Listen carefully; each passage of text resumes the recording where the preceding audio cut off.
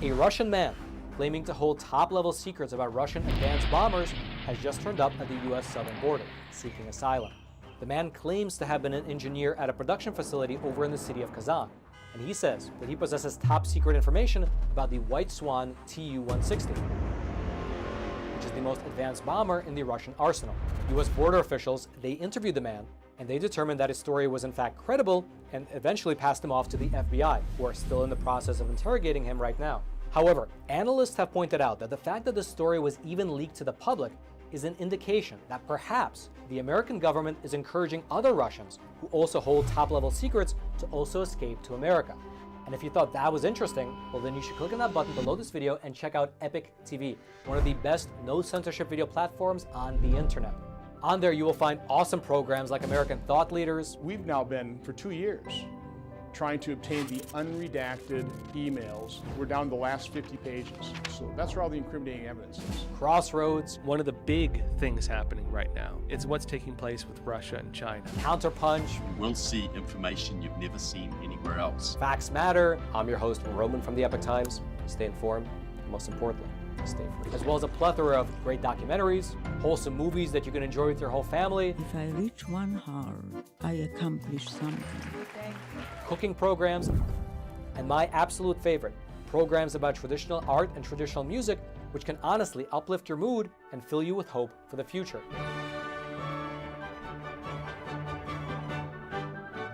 And the best thing about Epic TV, at least in my opinion, is that there's no corporate backing and there's no allegiance to some anti-American agenda. How dare you come to this peaceful community and try to scam these people? What the hell are you talking about? But rather, it's just good, honest, wholesome content that's based in truth and tradition. I saw him. It was incredible. Something that you can actually sit down with your whole family and enjoy, knowing that some ideology is not about to be pushed upon you. And who's fighting it? We're fighting it here at Epoch Times, and we need to keep bringing you the news. And so again, if you'd like to check out Epic TV, just click on that button below this video. You and your family will absolutely love it.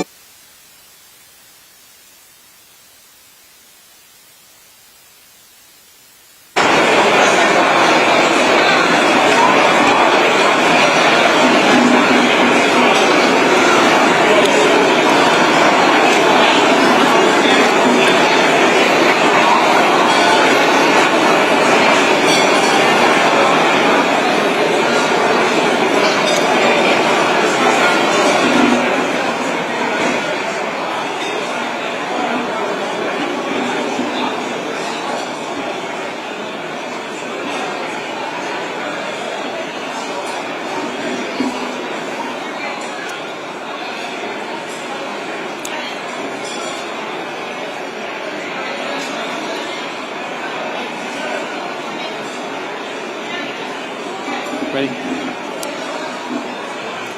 Good evening again, ladies and gentlemen. May I have your attention? Please continue your dinner. And they did not allow me to test the brownies this morning, but I understand they're amazing. First of all, I would like to recognize the wait staff and all of those with the Central Wisconsin Convention and Expo Center.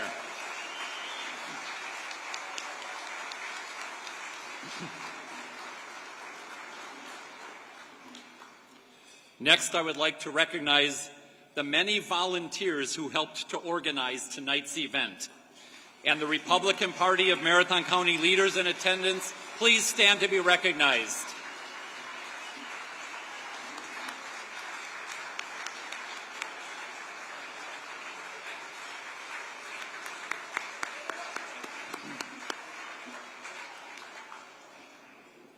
Now to the part of the program that brought you here tonight.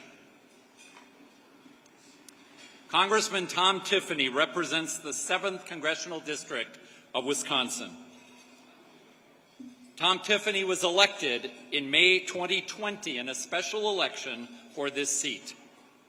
Prior to his election to Congress, Representative Tiffany served in the Wisconsin State Assembly and the State Senate for the 12th District. He was a member of the Joint Finance Committee, which is responsible for the state's budget, and served as chairman of the Senate Committee on Sporting, Heritage, Mining, and Forestry. During his time in the state legislature, Representative Tiffany worked to cut taxes, to increase job creation, to defend the rights of the unborn, and to protect the Second Amendment rights we all enjoy.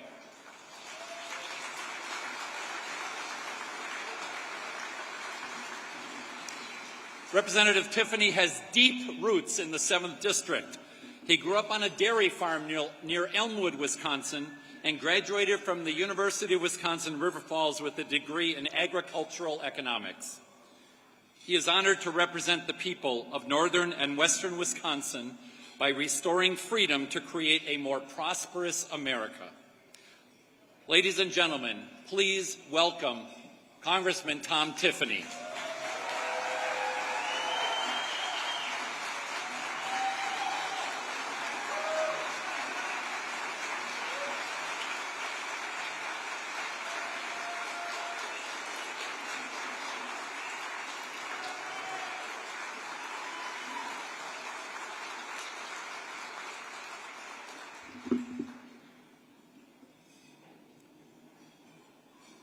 So it's great to have the national media and all of you here to hear Kevin and I speak tonight.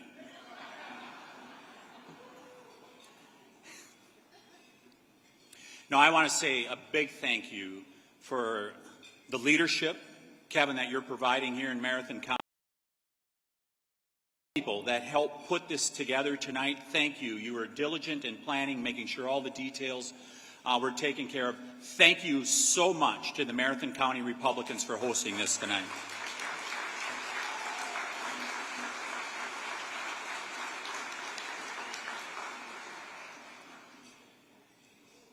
Tonight, I'd like to share a report from Washington, D.C. with you, and then I'm going to conclude by introducing our next speaker.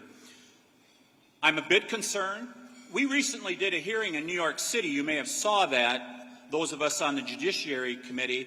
And one of my colleagues from Florida, he referred to New Yorkers at that hearing as future Floridians. I'm concerned this may be a scouting trip by the governor from Florida.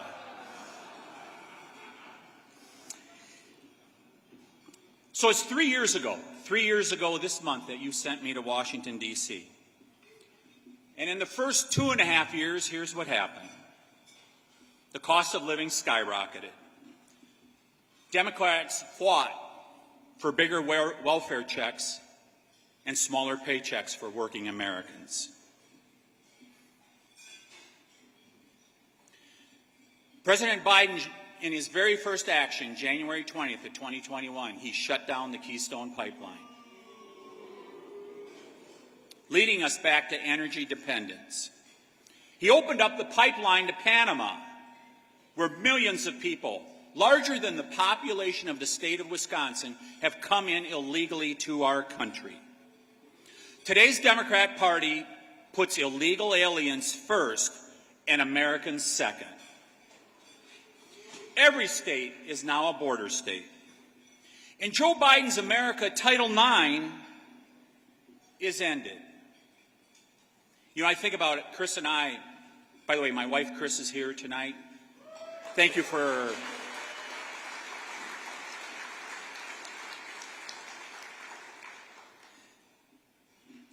putting up with politics throughout the years. Oh, my God. But I think about our 3 daughters, the Tiffany sisters, all participated in interscholastic sports. Now, with Joe Biden in charge, their place may be taken by a man. Men may go in women's bathrooms. In Joe Biden's America, you're penalized for having good credit. Every Democrat in the last session of Congress, save one, voted for abortion on demand, all the way up to 9 months. I never thought I would see Democrats go back to their 19th century roots. Under Joe Biden, federal ag and COVID programs the bureaucrats were allowed to explicitly discriminate against people based on their race. I never thought I'd see a Democrat Party that would go back to the 19th century. Our foreign policy is in tatters, begging countries to produce more oil like our adversaries in Venezuela, the disastrous pullout of Afghanistan, something we haven't seen since Vietnam, $85 billion of our most advanced war material left over in Afghanistan. But more importantly, 13 of our finest were left at the gates of the Kabul airport. There's a basic question before the American people at this point. Is the 21st century going to be an American century, or is it going to be a Chinese century? Because make no doubt about it, folks, China seeks world hegemony in the 21st century. The 20th century was an American century. Think how we closed out the 20th century. The lone superpower in the world. China does not accept that. And the decisions we make today will decide whether the 21st century will also be an American century. So in the last 6 months, things have changed a little bit. The voters across America said, we're going to send new leadership, a new majority to the House of Representatives.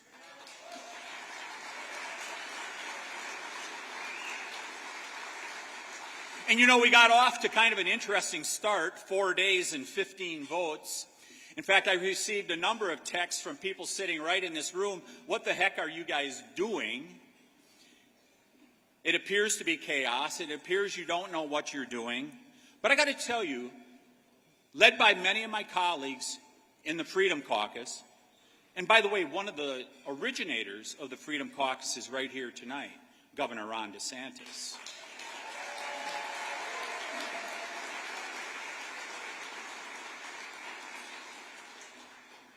But led by some of my colleagues, they said, we're not going to have any more Christmas tree bills. We're not going to have votes that get called in 2 hours for a 1,000-page bill. We're not going to have bills passed without hearings. And when your friends out there, they tell you that Republicans don't want good, honest debate, one of the most important things that we did through that whole process is 4 days and 15 votes, is make sure that every single member, all 435, whether you're Republican or Democrat, you can offer an amendment from the floor of the House to change a bill.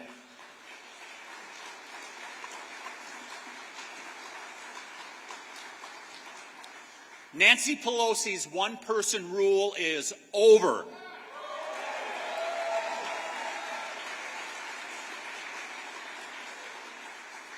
So what have we done since then? We've defunded the 87,000 IRS agents that were funded in the last Congress. Our very first bill, H.R. 1, lowering energy costs, we passed that bill and have sent it on to the Senate. We want to be energy independent in America once again. We voted to protect your daughters and granddaughters so men do not go in their bathrooms and they get to play the sports that they're guaranteed under Title IX. And next week, ladies and gentlemen, we're going to vote to secure the border.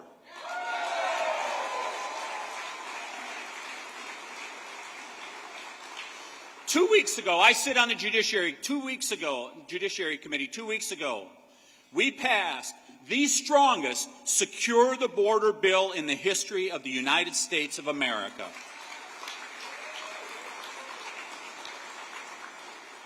And we're going to find out how serious some United States senators that are up for re-election are about securing the border of the United States of America. And while that's all going on, we're going to continue the rigorous oversight of the executive branch. Our executive branch needs a little bit of oversight, doesn't it? We will continue to have hearings into the FBI. We will continue to have hearings into the Department of Justice. We will have hearings into the Centers for Disease Control and what they did to the people of the United States of America with COVID.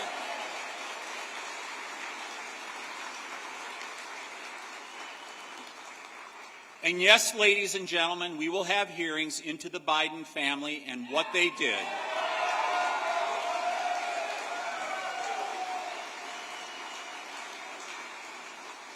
Because I believe all the American people ask for is transparency. All they ask for transparency, let the chips fall where they may, right? Let's find out what happened. What happened with the Secretary of State, Antony Blinken, getting 51 intelligence agents to sign on to a letter. Let's find out what happened with the relationship with China. That's all we want, is the truth, don't we? That's all we want.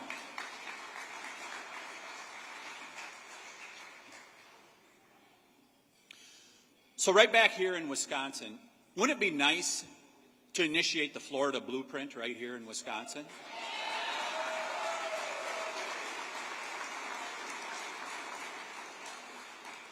How would you like to have crime being at a 50-year low in your state of Wisconsin? How would you like to have the Soros prosecutors removed from office if they're not going to fight crime?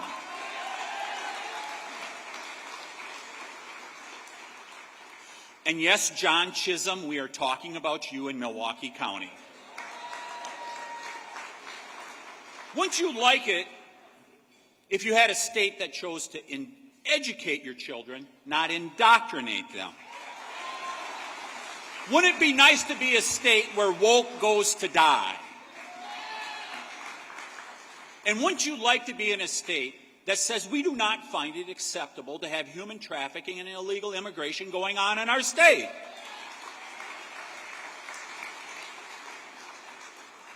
And wouldn't it be nice to be in a state where Zuckerbucks is outlawed and ballot harvesting is illegal?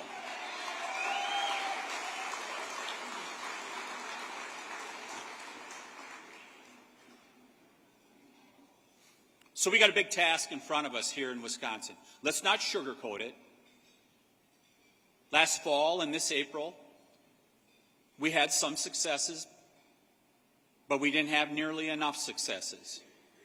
And we got work to do here in Wisconsin. And I think about the 7th Congressional District, the leadership of my predecessor, Sean Duffy, who said that, you know what, this does not need to be Dave Obey's seat for another 40 years.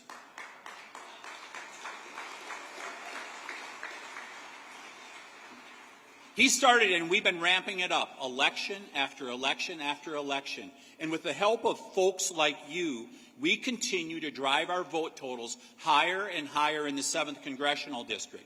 We also are flipping county board seats. We are flipping school board seats. And we have now turned every legislative district in the 7th Congressional District red.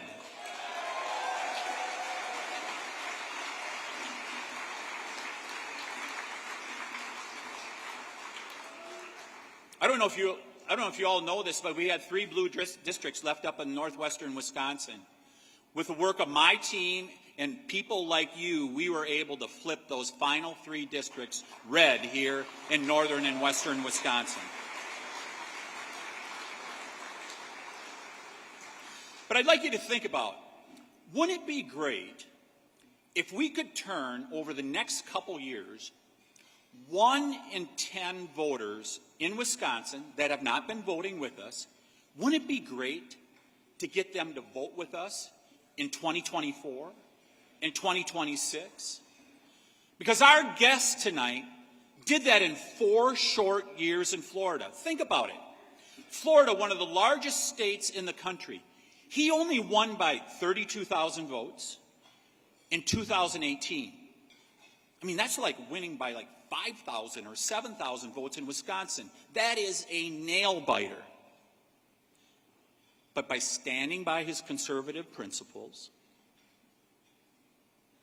leading in the state of Florida, he flipped those 1 in 10 seats through a landslide where he went up 10 percentage points in this last election, did Governor Ron DeSantis.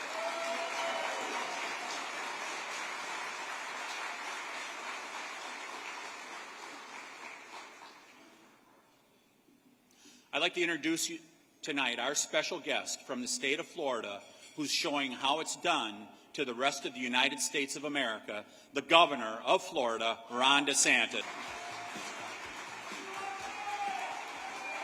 USA!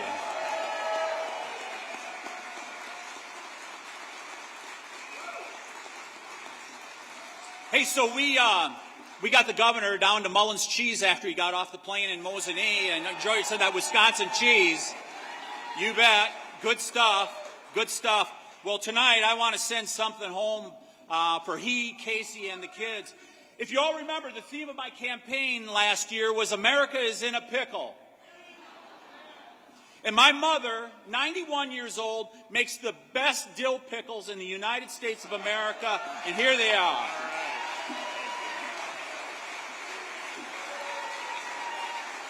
I'm going to say one final thing.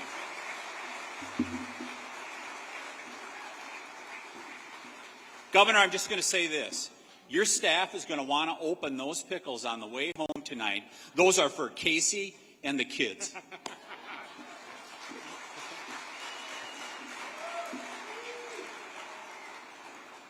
Well, hello, greetings from the free state of Florida.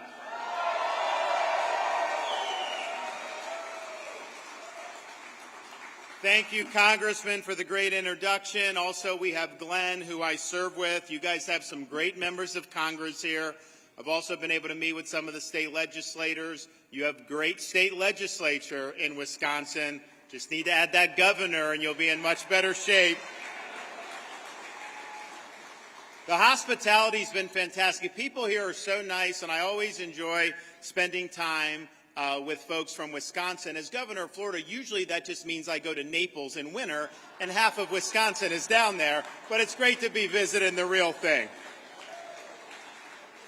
Now, I come bearing good news, and you may say, what good news is there? Republicans have had a series of disappointing election results, not just here in Wisconsin, but really across the country. You see the Dems and the left.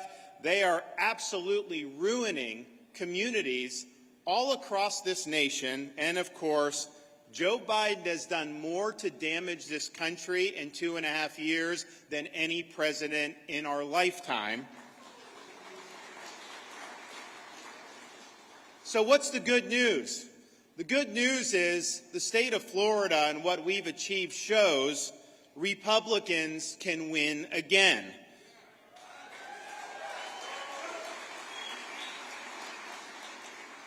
Florida is the place where our shared ideas and our shared values actually become political reality.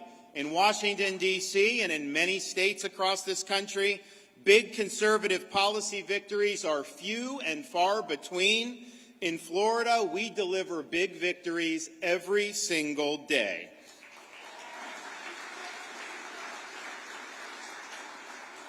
But it was not something that was foreordained.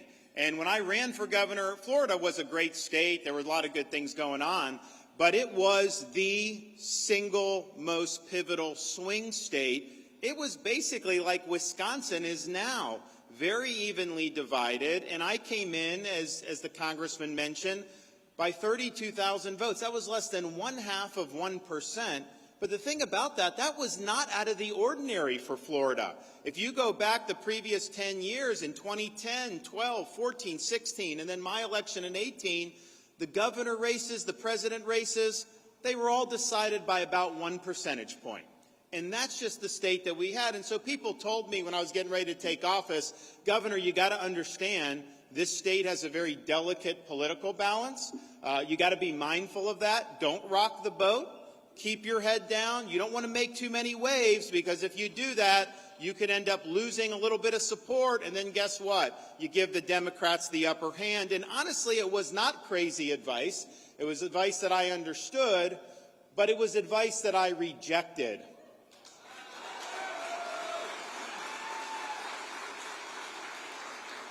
Yes, I may have earned 50% of the vote, but that entitled me to wield 100% of the executive power, and I resolved to use it to advance conservative principles and to make good on our promises.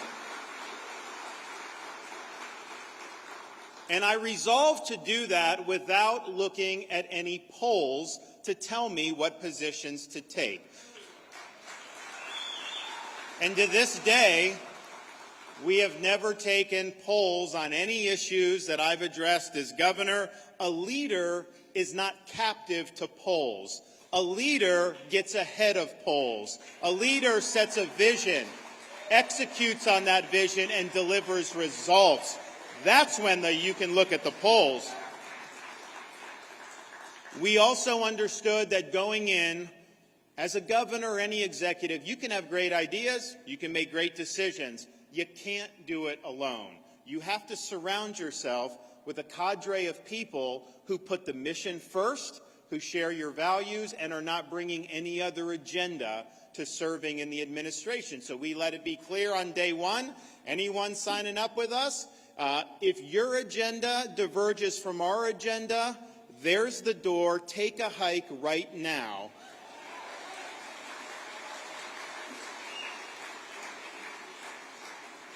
And because we did that, we don't have any leaks in my administration. We don't have any palace intrigue. We don't have any drama. What we do is execute the mission day after day, week after week, month after month, year after year. And that means we beat the left day after day, week after week, month after month, year after year.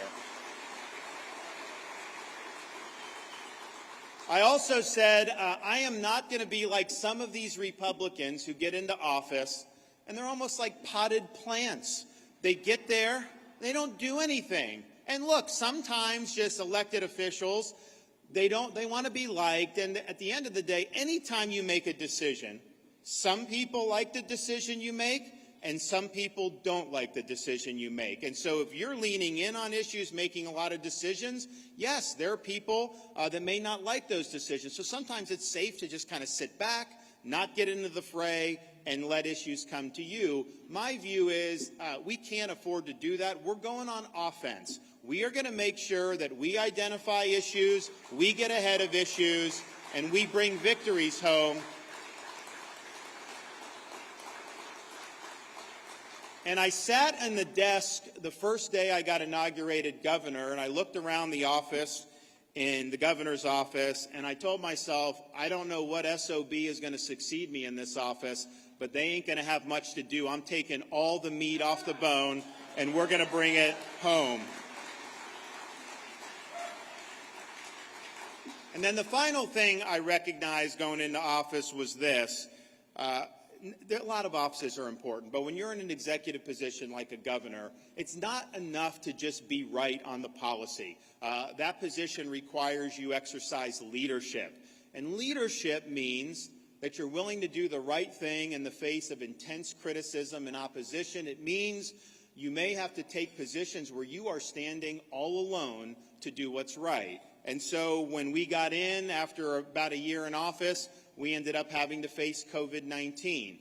And I had to take positions on there that departed from the accepted orthodoxy, that rejected people like Dr. Fauci, that took on the media.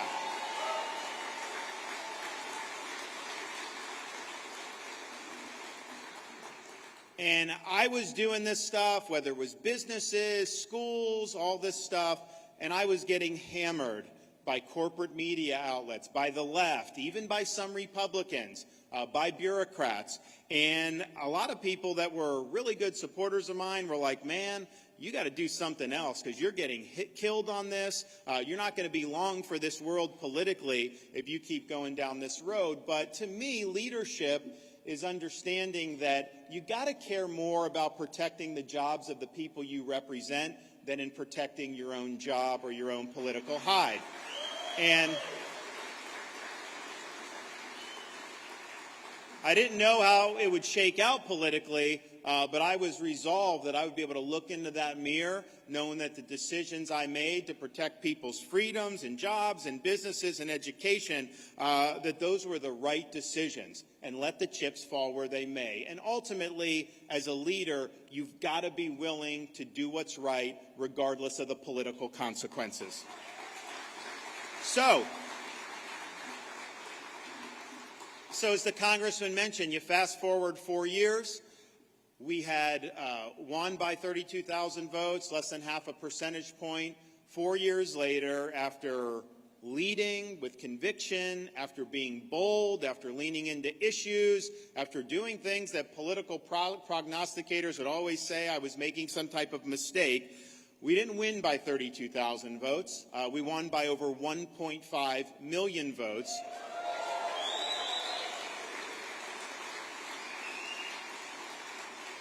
We earned the highest percentage of the vote that any Republican candidate for governor has ever received in the history of the state of Florida. We were able to win independents by 18 percentage points. We won over 60% of Hispanics. We won women by 8 percentage points. We took some of our biggest, previously most bluest areas, like Miami-Dade County with 2.8 million people, and we turned it red, and we turned it red by double digits.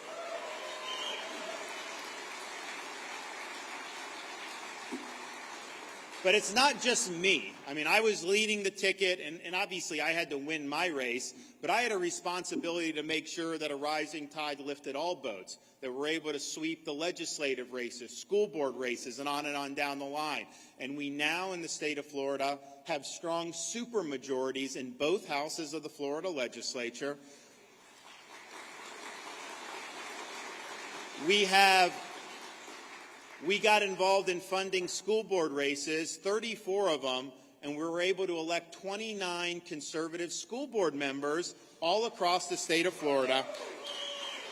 Politics is a team sport. You got to build that bench. And so now, because of our efforts, for the first time since the Civil War era, there is not a single Democrat elected to statewide office in the Sunshine State.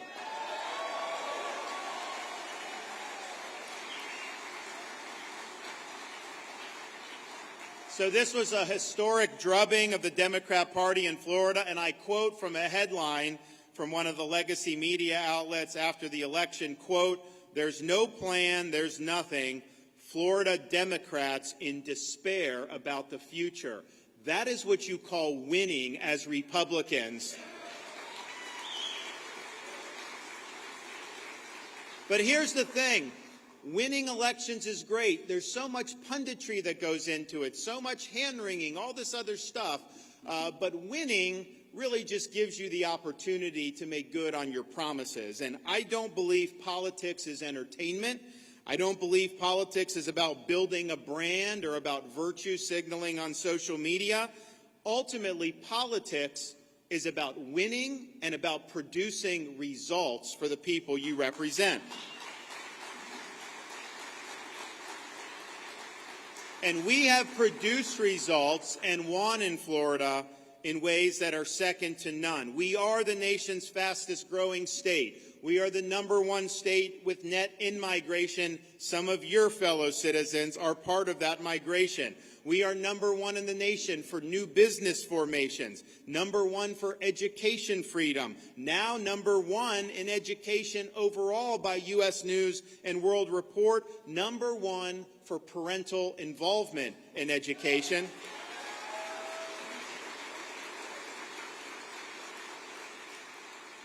We have no state income tax. You should try it sometime. We are also good stewards of the taxpayers' money. New York State has millions of people fewer than Florida now, and yet their budget is twice the size of our state budget. And yet we have better roads, better services, and better education. Where is that money going that New York is taxing all these people for? We also have the second lowest per capita tax burden in America and the second lowest per capita debt burden in America. Florida's economy is $1.2 trillion plus, and our debt is about $20 billion. Can you imagine if the federal government had such a healthy ratio?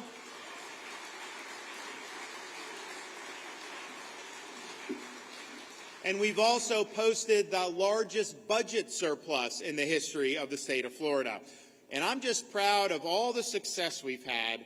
None of it would have been possible had, when the world lost its mind, when common sense suddenly became an uncommon virtue, Florida stood as a citadel of freedom, a refuge of sanity for people in our state, throughout the United States, and even throughout the world.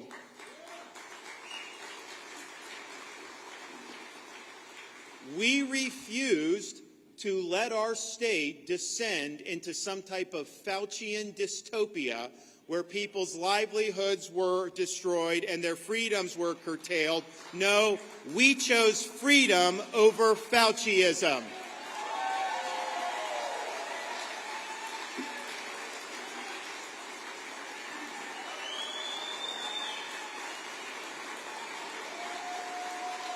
And don't let them rewrite history.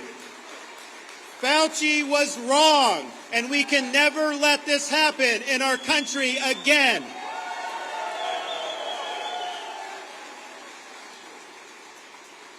And people have flooded to Florida because we stood up for their freedom. They've also stood up because we are supporting in our school system the idea that education is the purpose, not political indoctrination. We believe in the rights of parents to direct the education and upbringing of their kids.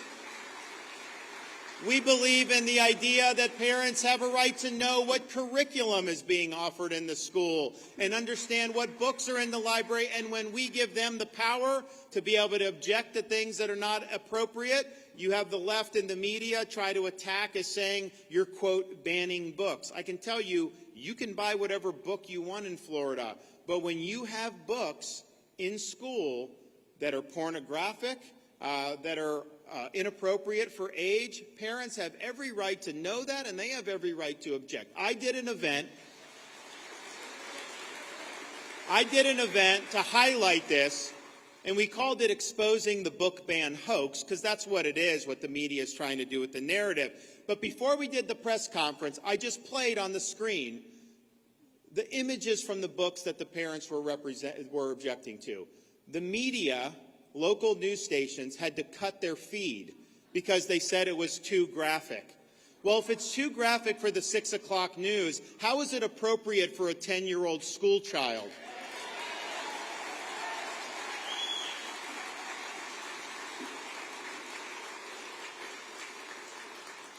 We have eliminated critical race theory in our K-12 schools. We're not teaching our kids to hate our country or to hate each other with your tax dollars. Instead, we are putting a renewed emphasis on American civics. Our kids need to understand the founding principles of this country. They need to understand the Constitution of this country, and they need to know what it means to be an American and why so many people have sacrificed for this country. We even have identified one day every year where our school children are taught about the evils of communist regimes throughout history. We're telling the truth about Marxism and Leninism in Florida. Now, the school and education, they're so important issues, and I got to view this through the lens of a governor, but I also can't help but view it through the lens of a dad, of a 6, a 5, and a 3-year-old. And my wife and I, as parents, both believe that parents should be able to send their kids to school, be able to have them watch cartoons, just be able to be kids without someone trying to shove an agenda down their throat. It is wrong. It is wrong for schools to teach these young kids that their gender is a choice or that they were born in the wrong body. That is unacceptable. And in Florida, we decided to do something about that. Not everyone liked that. The media didn't like it. The left didn't like it. And one of our businesses in Central Florida didn't like it. You may have heard of. And basically, For over 50 years, anything Disney has wanted in the political process, it has gotten. It has been able to kill legislation. It has been able to generate legislation. And so people said the fact that Disney has come out against this legislation for parents' rights means there is no way the governor can sign it. They're just too powerful. Well, here I stand. I'm not backing down. We got it done. We stood up for what's right. We run the state of Florida. They do not run the state of Florida.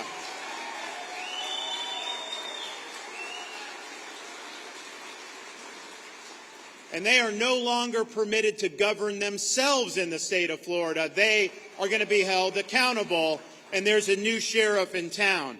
But we also have made sure that our girls and our women athletes are able to compete in sports with integrity. You cannot compete on the men's team for 3 years, then switch to the women's swim team and win the national championship. That is ridiculous. That is a lie that they are asking us to be complicit in. I will not be complicit in lies. And it's sad that this is even having to be done, but in Florida we had to put the kibosh on doing things like gender surgeries and sex changes for minors. That is now illegal in the state of Florida.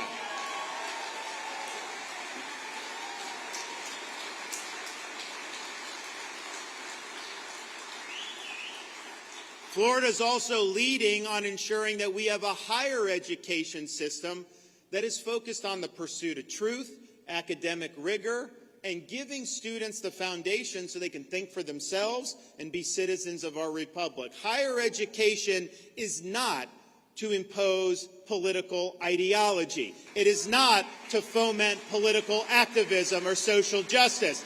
Not with our tax dollars, it's not. And so we have taken action in Florida, and so now all tenured professors must undergo review every 5 years and can be terminated for poor performance.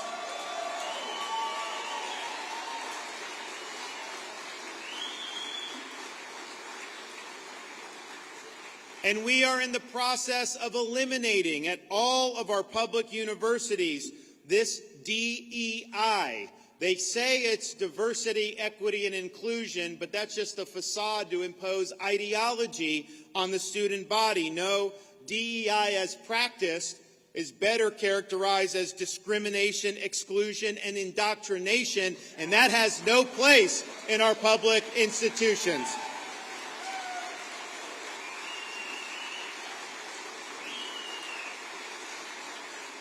And this is all a function of what I call the woke mind virus. This is cultural Marxism. This is an attack on merit and achievement.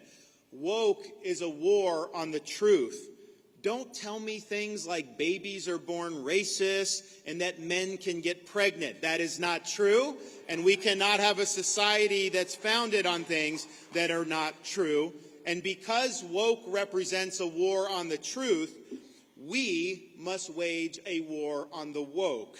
We must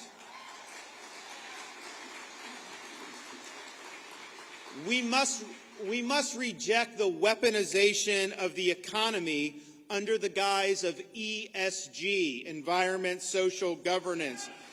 That is just a facade to be able to advance a leftist agenda. They want to impose policies against domestic energy production, against the Second Amendment, that they could not achieve at the ballot box.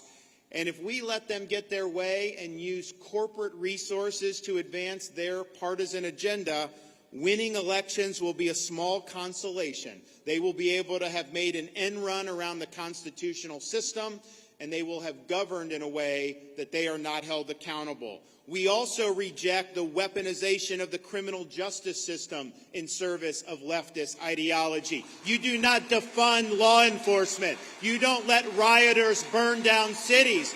You hold people accountable, and you stand up for the people that wear the uniform in our police forces.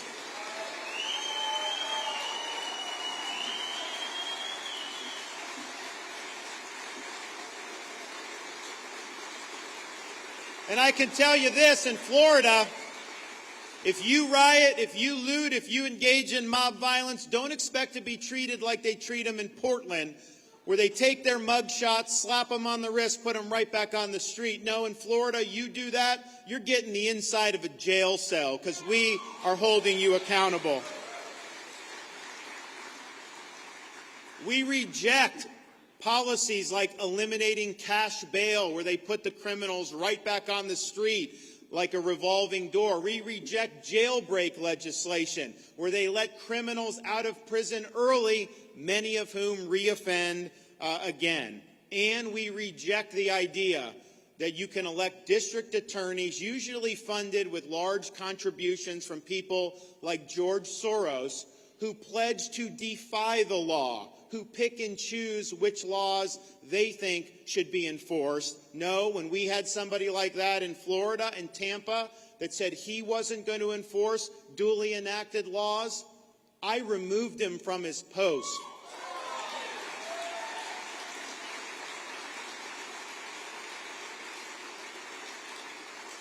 We also have to reject the woke impulse to weaponize our immigration laws to advance an open borders agenda. We are American citizens. We are not citizens of the world or citizens of the globe. Our national sovereignty matters, and we have a responsibility to uphold it. In Florida, we're doing our part. We have banned sanctuary cities in the state of Florida. We are working with the Coast Guard to interdict vessels trying to make land in the Florida Keys. And since August, we've been able to repatriate more than 11,000 illegal aliens back to places like Haiti and Cuba who were trying to come to Florida illegally.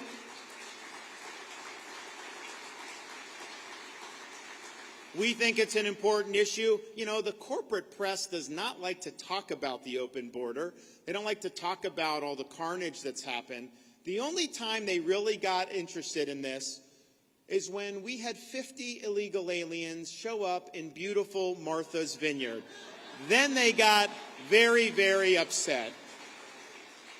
But here's what I can say. I think we need to actually construct a wall along the southern border. It's too big a border to be able to do it with agents alone. You have to build a wall. And what I've offered Biden, we had, many of you know actually, that we had a major hurricane come through southwest Florida, Hurricane Ian. It did huge damage, but part of the damage it did, it ripped out the bridge going to Pine Island, and it severed the Sanibel Causeway in 3 different places. And some of you live on those islands or have places. And the locals are being told it's going to be 6 months before they're able to get this going. And they came to me. These were not state bridges. They weren't state roads. They came to me and said, can you help us? We can't wait 6 months. I'm like, all right, I'll help it. So I'm like, all right, let's take it. So I got my guys together. I said, listen, no red tape, no bureaucracy, no excuses. I want to build these bridges, and I want to get these islands back up and running. And so 3 days later, we were able to open the bridge to Pine Island. And 3 weeks after the storm, we opened the causeway to Sanibel. And I just raised that because I'm willing to send my Florida folks down to the southern border to build the wall. Just let us know, Joe. We'll go down and get it done. It'll be good for the country. We also have a responsibility to reject the left's attempts to weaponize elections to undermine the integrity of the vote. In Florida, we believe election integrity matters. We have banned ballot harvesting. We have banned Zuckerbucks. And we will continue to insist on voter ID.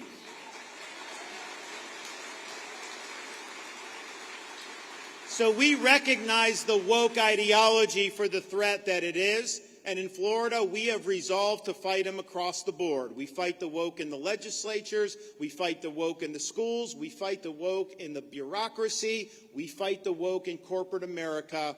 We believe society needs to be based on truth and fact. We will never, ever surrender to the woke mob. We've made Florida the state where woke goes to die.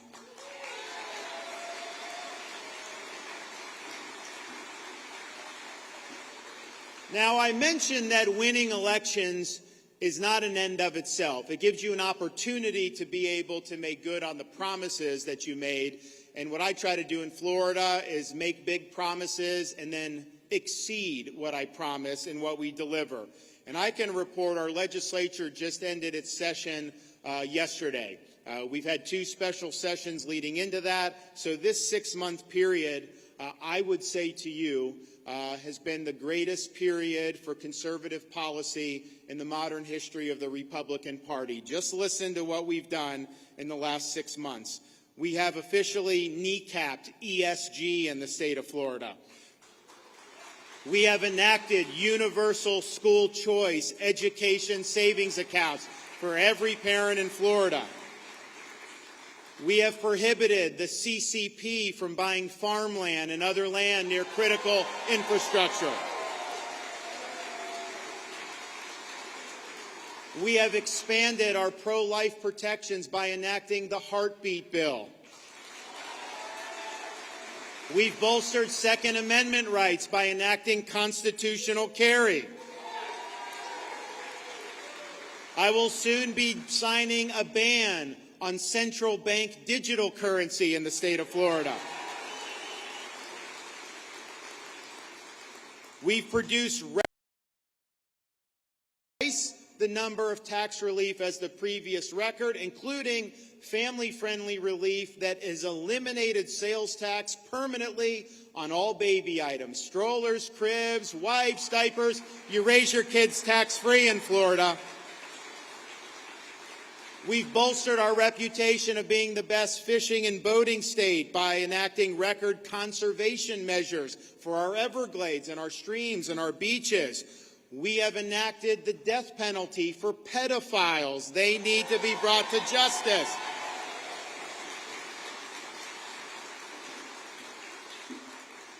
We've moved to hold Big Pharma accountable by shining a light and reining in things like pharmacy benefit managers that cause you to pay more for prescription medications. We've signed the largest tort reform in the history of Florida, so we get rid of the junk lawsuits. We've created a program to accelerate payment of our state's debt so that we could be the least amount of debt per capita anywhere in the country.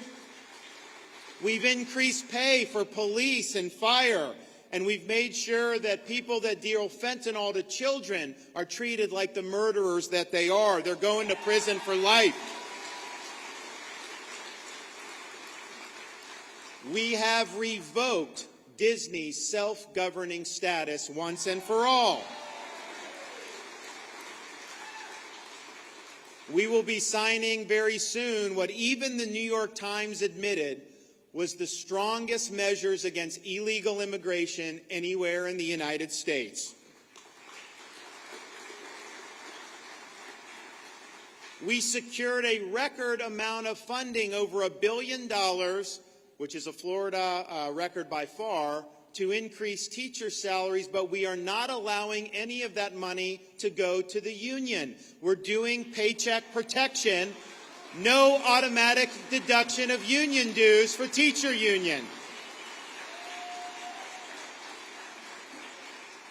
We have, as I mentioned earlier, formally and finally eliminated all DEI programs from our public university system. Root and branch, it is done.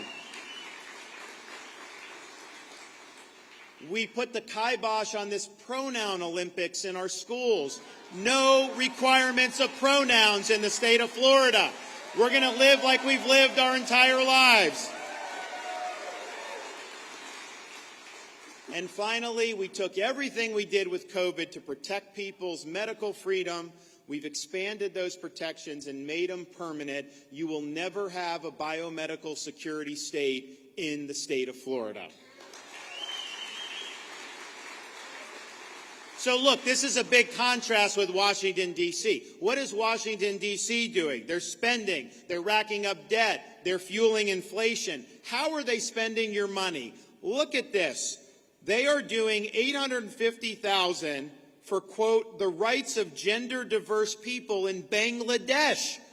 How is that worth your tax dollars? They are doing $21.7 million via USAID to the George Soros-backed Tide Center for, quote, civil society innovation. I think that's things like BLM, most likely. So this is crazy of how they're treating your money. And when you have inflation, you don't want to be raising interest rates like the Fed's do, and they're trying to put us into a recession. What you need to do is reduce the amount of money that the federal government's spending. Expand domestic energy production so we can get those energy prices down. That's how you tackle inflation. You also got to stop allowing open borders. We have drugs pouring into this country. We have people dying by the tens of thousands because of fentanyl overdose. We have criminal aliens coming in. We have people coming into this country that are on our own government's terrorist watch list. And we finally need to hold the Mexican drug cartels accountable for what they are doing to our country.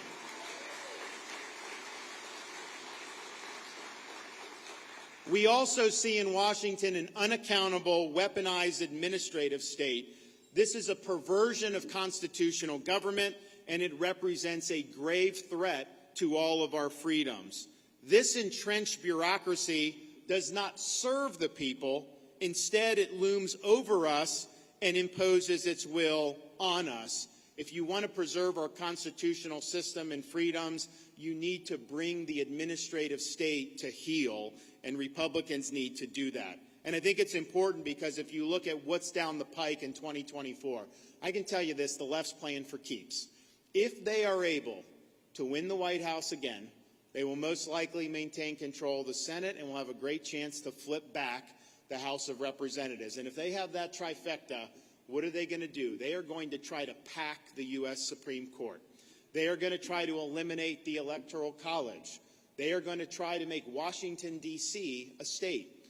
They are going to try to eliminate voter ID in every state in this country and mandate ballot harvesting in every state in this country. Now, say what you want about that agenda, not an agenda that appeals to me, not an agenda that appeals to you, but this is just factually true. That is not an agenda which the typical apolitical American family is thinking very much about. They're focused on the price of groceries. They're focused on education. They're focused on public safety. No, that's an agenda from a movement that wants to make the conservative part of the country second-class citizens. They are playing for keeps, and if we're not careful, they're going to win. But what I can tell you is that in Florida, what we have shown is that bold leadership and an assertive agenda can beat the left. And we have beaten the left in our state. But here's the thing. When all the dust is settled, at the end of the day, there is no substitute for victory. We must reject the culture of losing that has infected our party. The time for excuses is over. We just need the courage to lead, and we need the strength to win. If the 2024 election is a referendum on Joe Biden and his failed policies, and we articulate a positive vision to take this country in a new direction, Republicans will win, not just the White House, not just the House and Senate. We will win up and down the ballot all the way to local offices. But if we let the election be about anything else and let Biden skate by with no accountability, Republicans will lose. And I think it's important because I think back to a quote that President Reagan used to say, that freedom is one generation away for extinction. It's not something that's passed along in the bloodstream. It must be cultivated. It must be fought for. I confess that when I heard that through most of my adult life, I thought it was a little bit over the top. I thought it was a little bit of hyperbole. After all, we're Americans. Isn't the freedom in our DNA? I did not believe that freedom was fragile. But if you've lived through the last 3 or 4 years in this country, you cannot come to any other conclusion that President Reagan was right. And you know, the Founding Fathers understood this as well. When they founded our country and framed the Constitution, They arrived in Philadelphia in 1787, having studied the history of every republic and the history of mankind, because they wanted to draw lessons from all those experiences that they could apply to launching the new ship of state here in the United States. And what they were able to determine was there was really only one thing that was common through all the republics throughout history, and it was this: every single one of them had failed. And so they understood it fell to the United States of America to determine once and for all, could people really govern themselves? Could we have a society based on the idea that our rights are endowed by our Creator, not given to us as a gift of the government? Could we have a government that operated under a rule of law, not the rule of individual men? Or was mankind destined to live under various forms of despotism? And they believed that the United States would be the people that ultimately answered that question. We are still working to answer that question today. We must, as Americans, embrace our founding creed, that our rights do not come from our government, they are a gift from Almighty God. We must reject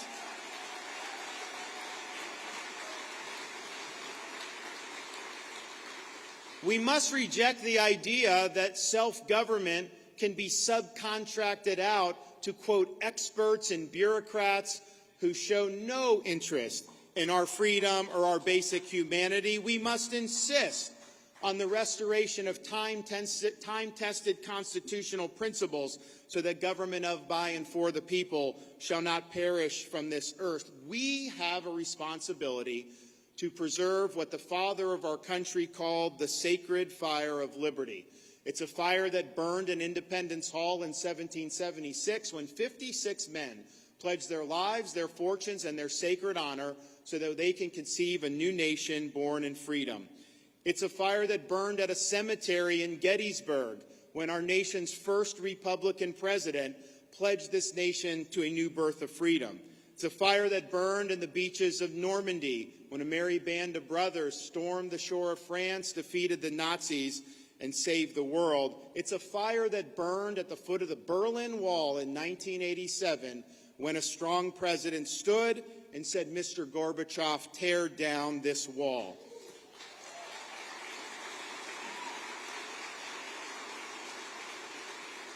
This is the torch that we must carry. I'll tell you, in Florida, it's a torch we have been carrying.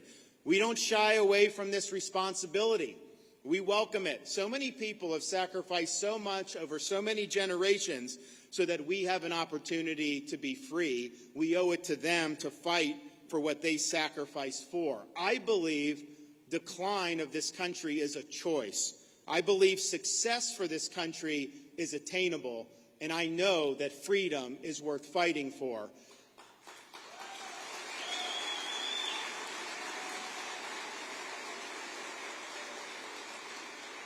I want to thank you all for having me here tonight. We are proud of all that we've accomplished in the state of Florida, but I can tell you this, I have only begun to fight. Thank you all.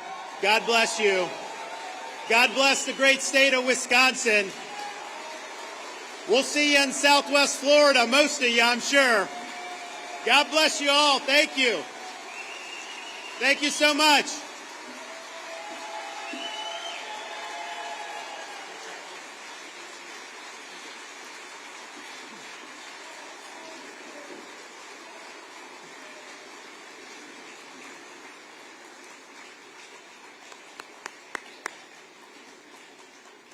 Have a seat. We have about 3 more minutes to wrap up, I promise. First of all, thank you to Reverend Mahler for the invocation. Congressman Tiffany, thank you so much for bringing the governor to Wisconsin. In the last 4 years, Congressman Tiffany has brought some important and influential thought leaders to our state, right into central Wisconsin. Recently, Vice President Pence, Secretary of State Mike Pompeo, Representative Steve Scalise, and twice Representative Jim Jordan. I want to thank the volunteers who worked on this dinner tonight. Again, thank you to the Event Center. Now may I have your attention.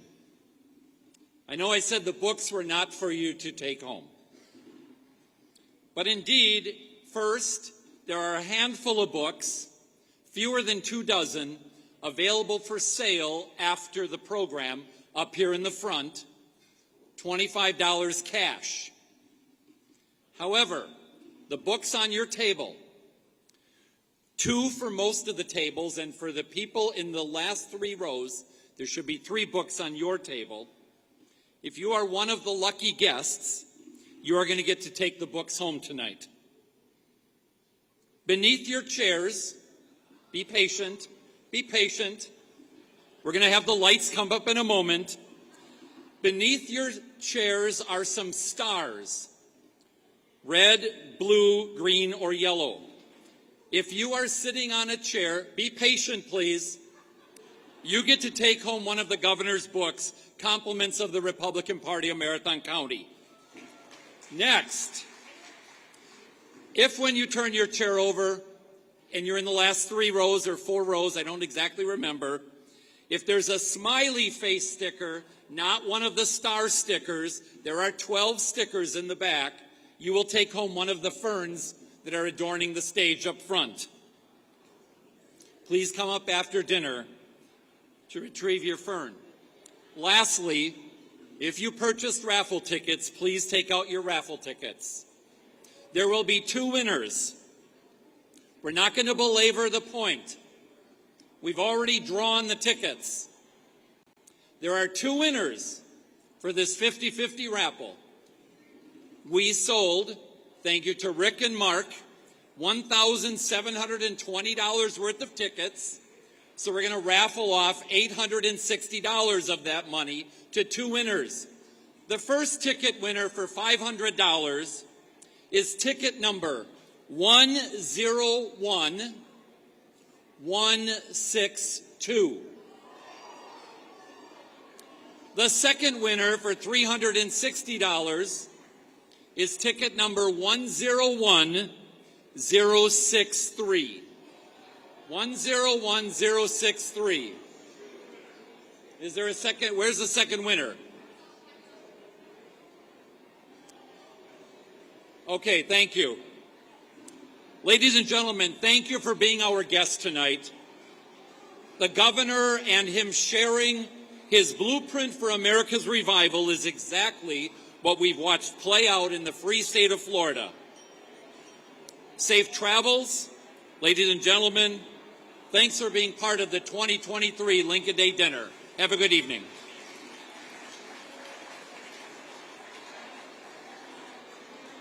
Yeah.